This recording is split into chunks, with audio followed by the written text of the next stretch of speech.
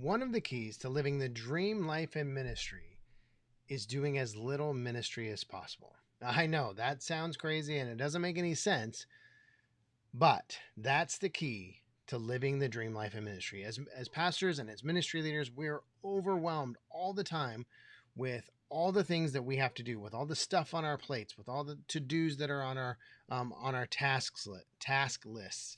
Um, and all of it's designed to maintain the ministry itself. And so it causes us to feel overwhelmed. It causes us to be stressed and anxious. It creates this need to be doing all the time. And we feel like there's no end to all the stuff that's needing our attention. What if I were to tell you that you could whittle your ministry down to just a handful of things, just a few things that only you can do so that your days are more productive? What if I were to tell you if you did that, you'd be more fulfilled, you'd be happier, you'd be less stressed, you'd be less overwhelmed, you would enjoy more time with your family, more time with your friends, you'd have more time for your hobbies if you just whittled things down, and ultimately you could begin living your dream life in ministry right away.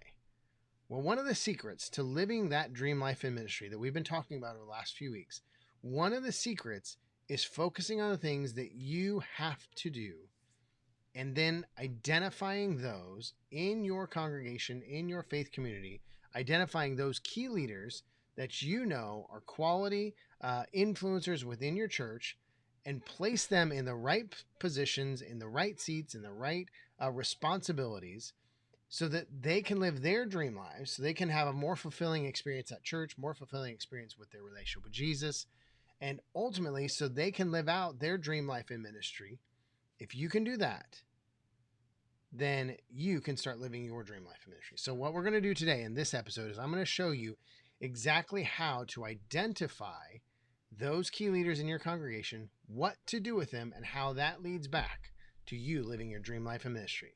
So let's get started. So the big question is this: how do pastors like us who remain focused on the mission of Jesus and serving our communities without being distracted by everything in the world around us, how do we increase our effectiveness while living a lifestyle that doesn't compromise our health, our families, or our personal relationships with Jesus? That's the question this podcast is going to answer. I'm Dr. Brandon Party Cooper, and welcome to the Ministry Hackers Podcast. Welcome, everyone, to this episode of the Ministry Hackers Podcast. I hope you're doing wonderfully. It is Monday, and I hope you had a great weekend. Hope your services went really well. I went camping this weekend, so I went camping Friday, Saturday night with my three little ones, my wife, my brother-in-law, and my sister-in-law. And let me tell you, that does not do well for the sleep in our family. So we had lots of fun. It was great. Went caving and hanging out and building fires and all that. It was so much fun. But I'll be honest with you, today I am exhausted. I preached yesterday, had service yesterday, had everything else, had a full day of soccer games afterwards, and I come into Monday pretty tired. And so I hope you are feeling better today than I am. For those of you who may not know, this may be your first time here at the Ministry Hackers Podcast.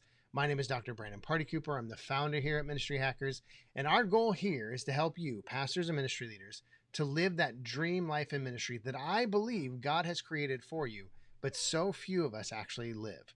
And so that's our goal here. That's what every episode is geared towards and is focused on. And that's exactly what we're going to do, is see how we can help you live your dream life in ministry. Now, before we get started, I want to announce and let you know about a new partnership that I just entered into recently.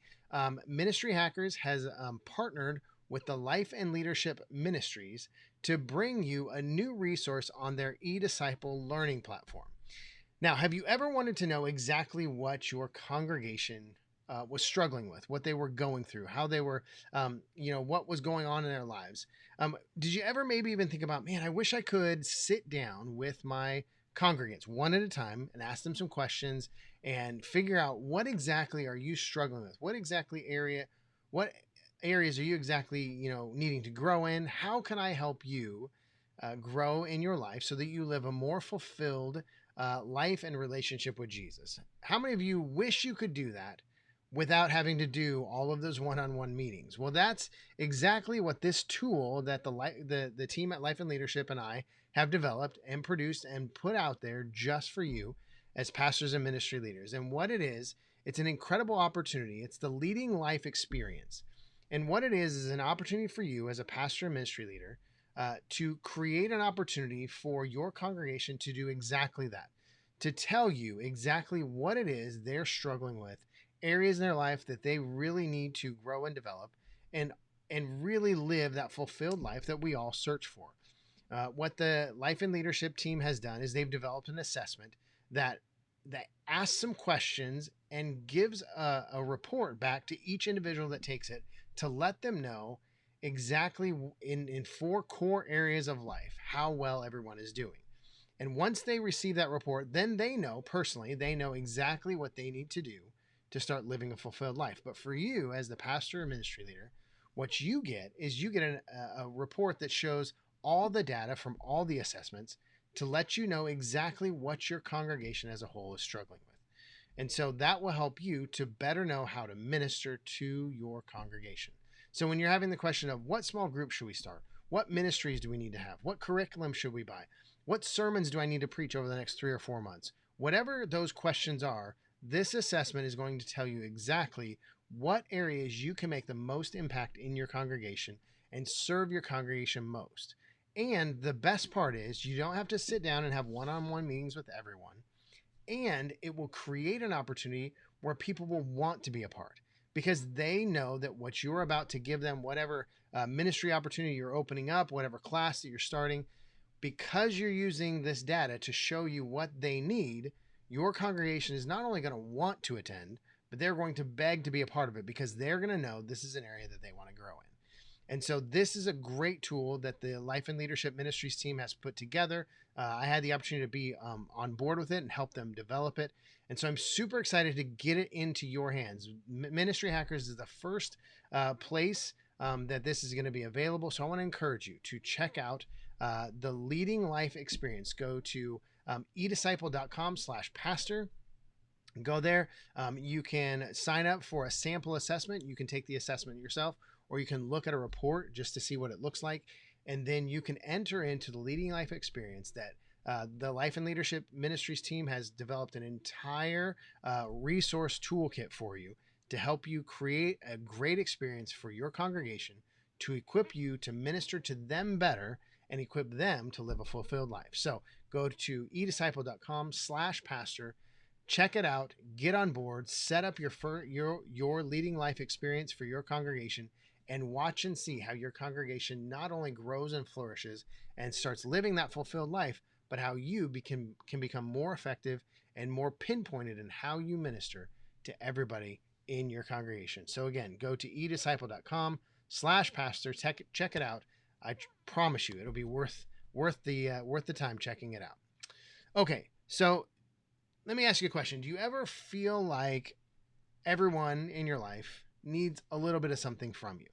I know for me, I'm as a pastor, as a husband, as a dad, as a friend, we all, we wear all these hats, and I wear lots of hats, and I always feel like somebody needs something from me.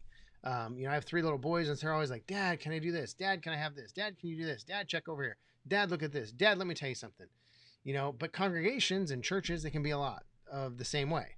Hey, pastor, I want to talk to you about this. Hey, pastor, I have a theological question. Hey, pastor, I'm really struggling with this. Can you help me? Hey, pastor, hey, pastor, hey, pastor. And then our teams, our pastoral staff teams, they're coming, they're knocking on our doors and they're saying, hey, pastor, I have a question for you. Hey, pastor, can you check this out? Hey, pastor, can you look over this? Hey, pastor, is this okay? Hey, pastor, I had this conversation. I need to talk to you about it. And there's always this feeling that everybody wants a little bit from us. And here's the kicker of it. That's exactly what being a pastor ministry leader is. Because we lead people. Ultimately, we pastor people, love on them, guide them, lead them, everything else.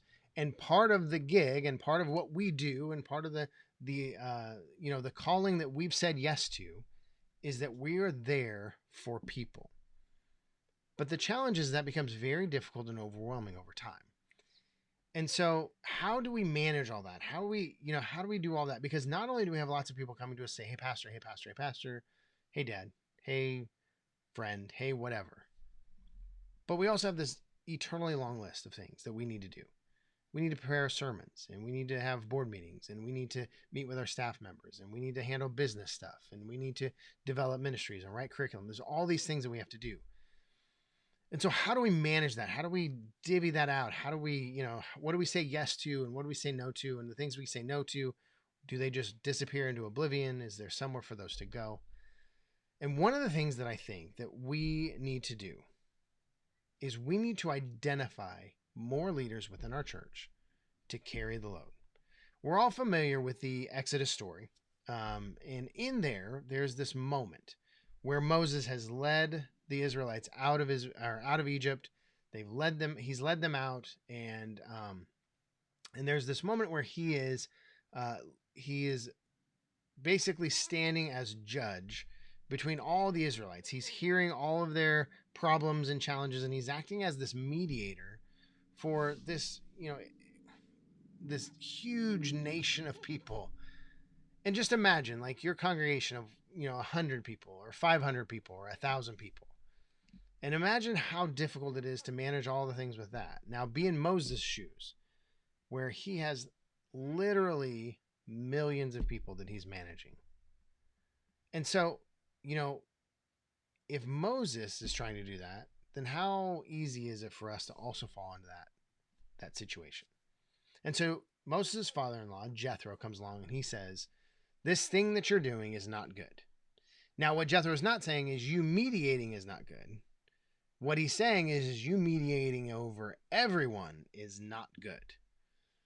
And so in this moment, Jethro teaches Moses how to change the way he's doing things, and really kind of whittles it down and divvies it out and delegates and hands things off to other people in the nation, in the family of Israel, so that the load is lighter for Moses to carry. And Moses can focus on the things that only he should focus on. And so what Jethro does, he tells him how to identify these individuals. And, he has this whole list, and, and Moses walks through and he does it, and he comes out on the other side, and he's able to lead this nation of Israel through the wanderings in the desert or wanderings in the wilderness. He's able to do that because he learns how, in this moment, how to delegate and how to identify others to carry the load. Well, I think all of us as pastors and ministry leaders, we have to do a better job of this. Somewhere along the way, many of us as pastors and ministry leaders, we've learned, or we've been taught, or somehow we bought into this idea that we have to be the hardest working people in the room. And if we do that, then that means that we have to always be busy. We always have to be the answer.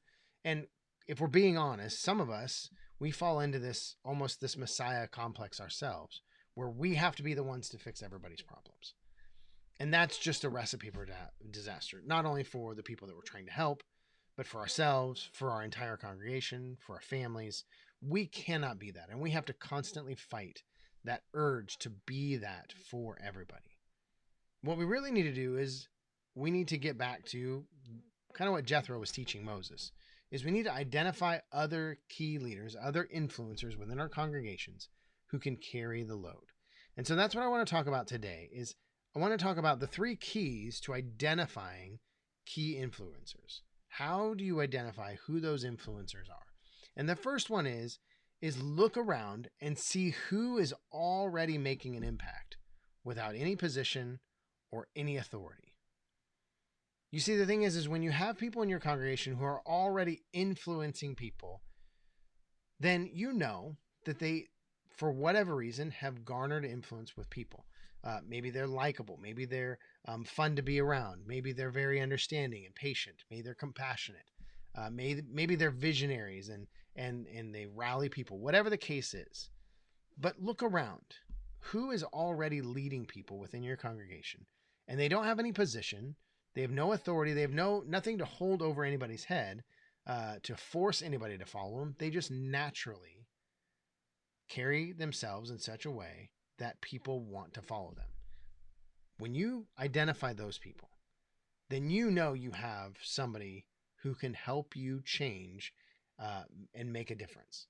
And so look for those people first. Look for the people who are already creating influence, who are already leading without any position, without any authority. That's the first way. The second way is see who is filling in gaps without being asked to.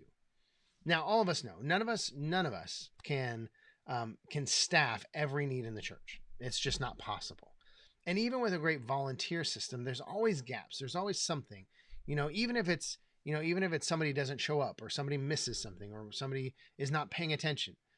There's always somebody who fits into that gap. They naturally just step in. They anticipate a need and they step into it, or they recognize, hey, this isn't happening, and they just go and do it. When you start to identify who those people are, you need to really grab them, because here's the thing: they're not being asked to, which means that they're self-starters, they're self-motivators, they're individuals who you don't have to micromanage most of the time, because they're already looking for opportunities to jump in and to be helpful, to be a servant. And when you identify them, then you give them a responsibility, you give them some sort of title, some sort of authority, whatever it is you give them. You've now taken that willingness to serve and be a part and do and fill in gaps. You now take that and you focus it in a specific way, in a specific area. And once you do that, then they run with it, because they're already looking for ways to help. They already have that heart to help. They already have a desire to help. People who are waiting for a position or waiting for you to give them authority, those are people that you maybe have to be cautious of, because they're not going to do it without some sort of benefit to them. Now some of them may be shy or uncertain because, they want to know that it's okay. They want to know that you tell them, okay, I want to give you this position to go do this. And then they have the reassurance that you're okay with it. And that's great. But honestly, the people who step in and do it on their own, they will have to be managed way less, and you will have to worry about them way less, because they're doing it on their own already. And so see who's filling in the gaps without being asked to. And then the third way to identify key influencers and key leaders in your congregation is see who is operating from a humble perspective, or who are exercising humility in the opportunities that are giving them. Now, there are a lot of volunteers you have in your congregation, a lot of people who are stepping up and helping out, a lot of people that are filling gaps, whatever. What you want to do is you want to identify, of those who are already helping, of those who already have positions, already have authority, who is doing it without any accolades, who's doing it without any look at me moments, who's doing it and operating in an attitude of humility. Because what you can know about them is that if they're doing what they're called to do, if they're doing the responsibility you've placed them in, if they're doing whatever it is they're supposed to be doing, and they're doing it with humility, then you know that you can move them up to another position. You can give them more authority. You can give them more responsibility. And they will remain humble because they already have a natural bend towards humility. And so, one of the biggest things is we give people authority, we give them opportunities, and, the power goes to their head and they start, acting like they're running the church.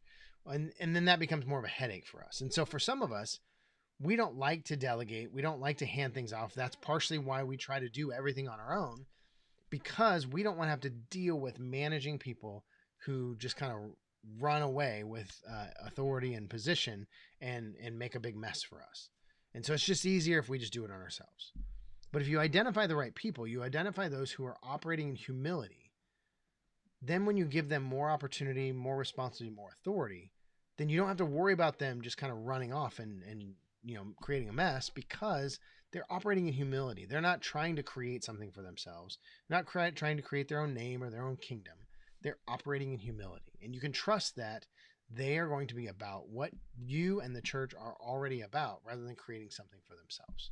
So again, the three ways is see who's already making an impact without any position or authority, see who's filling in gaps without being asked to, and then see who is operating in humility. If you can use those three ways to identify key influencers in your congregation, to step up into volunteer positions, to step up in leadership positions, then you can start handing things down. And that's exactly what, once you've identified them, those are the things you now need to do. You've identified them, you've noticed them. Now you need to resource them, give them everything they need to do whatever you've asked them to do. Train them, give them curriculum, give them books, give them tools, whatever it is you need to give them in order to help them be successful in whatever opportunity you've placed in their hands. Resource them, help them, and then place them where they can make the most impact and be the most fulfilled. And it needs to be both. It can't just be where they make the most impact, because they may make a great impact but have no desire, no real want. They're just not fulfilled in what they're doing. And what that means for you is that you'll be able to use them for a certain period of time, but there's going to come a point where they're done and they back out and they go do something else. Or maybe in some extreme cases, they leave the church altogether because they're burned out. At the same time, if you put them in something where they're fulfilled but not really making a great impact, well, then you just have this, you just have somebody who is, they feel great about what they're doing, but they're not really accomplishing a whole lot to move the needle or to advance the kingdom of God or to push forward a ministry or help you grow the church. So you need to find a place where they are fulfilled and where they make the most impact. And when you can do that, when you can take a volunteer, you can take a leader, and you can put them in those places, then everything starts going up. As we've talked about in the past, the flywheel kind of starts to take over. They're fulfilled in what they're doing. They're making a great impact. And most of the time, they're duplicating themselves and creating other people. They're reinforcing that culture within your church of being servants and being leaders and growing the church and advancing the kingdom and making a difference in the community. So if you'll use these 3 ways to identify key leaders in your congregation, and then go step by step, after you've identified them, resource them, and then place them in the right positions in the right places, then what you'll find is that you can offload responsibilities. You can hand things off to people, and you can focus on the things that only you can do. And when you do that, then you'll be able to live that dream life in ministry that we've been talking so much about and that I believe God has created for you. And you just have to simply discover it.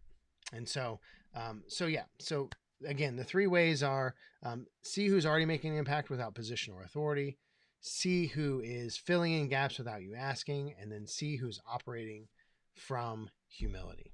All right. So let me remind you, the partnership with Life and Leadership Ministries is a great opportunity, opening up that leading life experience in your congregation, equipping you to know exactly what your congregation needs, how to minister to them more effectively, and allowing them to discover how they can live a more fulfilled life in Jesus by learning these 4 core areas of life and how well they're doing in those areas and how fulfilled they are along the way. And so check it out. Go to edisciple.com/pastor, sign up for the Leading Life Experience, and create an experience for your congregation that's going to change your life and change their life along the way.